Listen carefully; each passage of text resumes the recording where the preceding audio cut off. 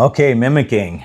Mimicking. What is mimicking? Why do I talk about mimicking and copying? Well, I think it's important. So Jolie asks me all the time, he's like, well, why do some people, like such a small percentage of people get over 700? And he's like so obsessed with that question. And there's people that have done research on like performance and things. And I think Jolie's just kind of, doing the same thing in his mind. He's just asking that question, and because he's around pool, right? He's around all the 700 plus players, and he's around everybody that's not a 700 plus player. And the majority are under. And so he's looking at it and saying, well, why is it such a small percentage? And he's trying to put it together, like, what do these people do? What are they doing, right? And I get it. It's basically, if you can identify what those people are doing, then potentially you can copy or mimic what they're doing, and be able to utilize those techniques and tactics to improve, right? It's like everything. Like Navy SEALs write books, and you read those Navy SEAL books to say, what does a Navy SEAL do to be so mentally tough? And then you listen and take notes, and you try to, or I try to put into my life, I try to mimic those, or I try to like bring those things into my life. It just seems like normal to me, right? Well, with pool, there is a deep level of mimicking that goes into pool, and I want to talk about it as how it affects your ability to learn, right? So my background with copying, I'll just talk about like art. Okay, so I grew up, and I was a really good. I was considered by my teachers and family and friends and people. That was the first business I had. Was I'd draw pictures and I'd sell them in school. In like third grade, I would draw pictures and I would sell them for a nickel, a dime, quarter, whatever. And then someone would say, "I like that picture. Can I buy it?" And I'd be like, "Yeah." And then I'd say, "Well, what would you like me to draw?" And then they would say, "Draw me this," and then I would find something, I would draw them. Garfield is kind of my jam, so I did a lot of third grade. What are you going to do? So I had a little side hustle, a little first business venture, drawing Garfield for people, because I could draw a really, really good Garfield, and OD and all that stuff. And the reason why, not because I was an artist, I'm a trash artist, okay? What happened, I'll just fast forward to why am I a trash artist. Even though I could draw like almost a recreation of Jim Hanson's stuff as a 8-year-old or 9-year-old, and then I could sell it to people. That was kind of like my dad teaching me charm, I guess, probably, or something, or hustle, or whatever. That's probably why some of it got sold, but a lot of it was because it was a very good recreation of it. And but anyways, the reason why I wasn't an artist is because as I got older, see, that led to like go to this special class for these gifted artist students. And then I went to those when I was really young, like 4th or 5th grade. And I'm like, okay, that's cool. But I just realized I'm not very creative. I just can copy. And so as I got into high school, I came into high school and I'm like, bro, here comes the artist. And then I got into high school and saw like I wasn't an artist because I was asked to do things that weren't copying something else. Like if I drew a car, I could look at a car and draw a car. You give me a car picture in a magazine, I could draw the thing like cartoon style, like nearly perfect when I was, as a youngster, a little kid. But as soon as I got into the realm of having to not be able to copy and mimic, or look at a picture and draw it, I was trash, like straight trash. Like I had no ability to take paint and make it look like anything good, or clay or anything. I was just absolutely garbage. So I just realized, oh, that's interesting. I'm just like a forger. I'm just like a copier, right? Which is fine. Like it's just my reality. And I'm like, okay, no problem. I'm not an artist. And then like design stuff, like drawing on the wall there. Like I did the drawings on the wall. I kind of conceptualized the drawings on the wall. I thought about the colors. I thought about the ghost white of it, little pops of color, all that stuff. It's like that stuff's not being an artist. That's, those little ghost pops of color, that's DJ. Like DJ gave me that idea, or Joel gave me that idea. Maybe it was Joel. Between those two, I don't remember. At the club, we did that with just a tiny pop of color. It's like, so, but I understood what it was. So I just mimicked their idea, and I took their idea in the moment when we were at the club and said that's really good, and then I kind of mimicked it back here again. And same thing with the plants, the whole plant thing. That's Irene. That's Irene's about plants and plants and plants. And then I saw that she had these staghorn ferns. I think I have one back there. Yeah, it's the one that doesn't have the pot on it. And I'm like, well, that's really cool. That's like a really interesting plant. And so I'm like, well, I'll just copy that when I do my club. I'll just have these elements. Like, she's done all the work on studying plants. I didn't even know staghorn ferns were a thing.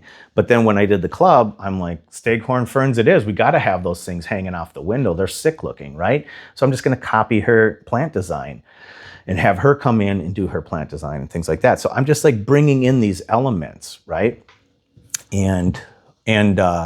So even as a designer, even though I consider myself a pretty high level designer, I designed the club and it was absolutely gorgeous. I just mimicked what I saw in like magazines and with like certain things, right? Like I brought brick in with timber, and then I said, okay, now I'll bring in these other colors. And it's just, I know how to balance everything out and bring things together by kind of copying what other people do, and knowing that brick and timber was a thing that was really attractive for people in commercial settings. So then when I got into the space and I saw brick and timber and it had no color and it was just this shitty walls, I'm like, okay, we put carpet in here, I can visualize, and I could see we paint these things, we do that things, we bring in plants, we do all this stuff. So we have like these living elements. We had brick, we had timber. I bring in living elements of plants, and then it brings in a softer element so women will be more comfortable. All these, so it's like I put all these things together, beep, bop, boop, boop, boop, boop, boop, and I design. But none of it is like artistic per se. It's not anything that I came up with. I'm just remembering what I've seen and things I've learned and what I think will affect and have impact on people. So I'm just like this mimicker, right? So what I'm saying is, pool is the exact same way, okay? If I'm shooting a shot and I want to shoot this 10 ball, and I design the shot with thickness, and then I consider the physics of how the ball is going to, speed of the ball, and the geometry of how the ball is going to roll off and things like that, and the biomechanics to make all that happen, and the strategy on why I want it to happen, and then the mental of how do I perform this repeatedly over time, whatever. I do all of those steps, and then I get down and I shoot the shot. And if it works, I sit there and I say, okay, I'm very present. How did I feel? What happened with the cue ball? What do I remember about the strike? What do I remember about the cue ball? What do I remember about the dots rolling? All those things. I just want to mimic that again, right? So I want to mimic that same thing again. And that's how I build muscle memory. That's how I build awareness of what's happening here. That's how I build the potting of the ball, as my people say in the UK. Shout out to Martin's wife. Hey, girl. I don't mean it like that, Martin. No, I don't mean it like that. We had dinner last night and I had a lesson with Martin from Florida, and he's awesome and his wife is really great, and she's from the UK. So I'm not hollering at her, Martin. Don't worry. I'm just saying hi. So what I'm doing is I'm saying I'm mimicking that shot. So when I'm training people and I'm always asking them, did you feel that? And they're like, I don't know what you're talking about sometimes. Sometimes it's like, I don't know what you're talking about. And I'm like, what I'm trying to get you to do is feel what happened. I want you to feel what happened. I want you to remember what happened. I want you to connect with what happened. I want you to see what happened. And then I want you to mimic that again. So if we're shooting this shot and we're trying to get this cue ball to go to this circle, okay? Okay? And we're trying to get it to go to the circle. Okay? Gosh, that's so sick. You were there, you saw it. I should sneak into wheelchair events. No, that's terrible. I'm going to get canceled. Okay, what I'm saying is I need to figure out and remember what happened in that shot so that I can mimic that shot again. And that's why I preach presence, being present, being calm, being present, because I need people to be present so that they can remember, so they can feel what's happening. And especially if I'm trying to teach them with a Q angle or something soft or something mechanically or biomechanically, I really need them to connect with that feeling so they can mimic that feeling. And I think that is what I do, where my gift is at, is mimicking. I can mimic a feeling, right? Like if a golf instructor tells me, hit it this way, and then I can hit the ball that way, and then they were to say, that's what you should feel, I can close my eyes and say, okay, I can make that happen again. I think I can make that happen again. And it's because I can mimic. That I can mimic things. Like I have that ability to copy. I have that ability to mimic, to whatever, you know. I guess that's all I'm saying. Is like I'm trying to get people to like when Jolie says, well, what are some things? It's like I go and I have a conversation and I think about it and I'm always like, well, what is it? What can I tell you guys that'll help you? What can I tell you that'll help you? And one of the things that I learn through all these lessons is that it's sort of an inability for people to feel and be able to be present and then be able to mimic that is a big hindrance, right? And the reason why is because they're not present, because they're uncomfortable. So they say, I'm uncomfortable, and they tighten up and they get like this, and they're so freaking upset that they're uncomfortable that they focus on that it's so uncomfortable, and they're so pushing back and like disappointed in their uncomfort. And I say, no, okay, if you're not doing it correctly, and I'm going to show you a different way to do it, it's obviously going to be uncomfortable. And so what I need you to do is copy that uncomfortable feeling over and over and over again. And if you trust me, that feeling will become comfortable, and that will be your new comfort, right? So if a person has a shot and they're here and they overcut this ball 6 times out of 10, okay? And I say, no, I need you to aim that ball so that it looks like it's gonna go, oh shit. So I can't miss. I can't miss over here. I need you to aim that ball so that it looks like it's,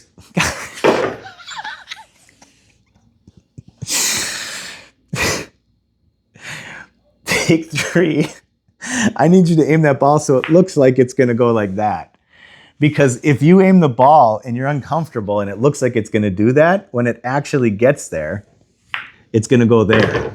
But you need to hit it uncomfortable enough times to get your brain to realize that you don't believe what your brain's telling you, because your brain keeps overcutting it. And it's not about your arm and your dominant eye and your nonsense.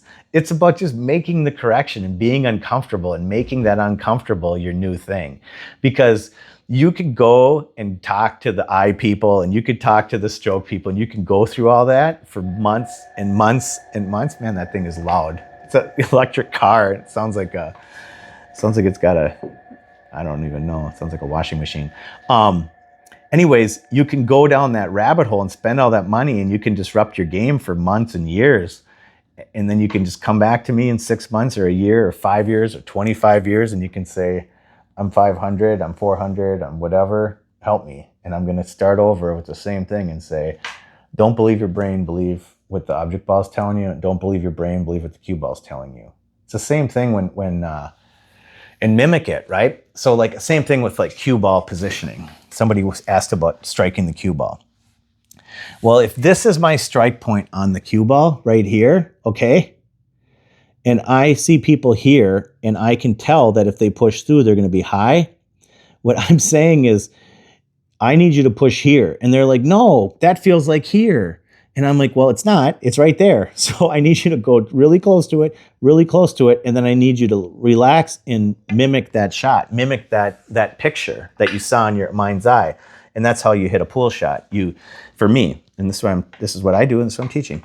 You show really close to the dot, and then you go to the object ball, let this happen, and then you mimic that picture with your stroke and your belief and your trust. And even if it's uncomfortable, it's almost always when I have people do that, they strike the cue ball more accurately, right? So what I'm saying is mimic what I do, please. Not for you guys. Well, okay, for you guys, that's fine. If you're on the channel and you love what I'm teaching, just mimic what I do. That's the whole point. Why? I guess that's what I'm saying. Like, who cares about the details of all this stuff? If I just had to give you any advice, I'd say mimic what I do and what and that's it. And that's what any good cult leader would tell you. I'm trying to run a cult over here. No, just mimic what I do, and because it's got to be better than what you're doing.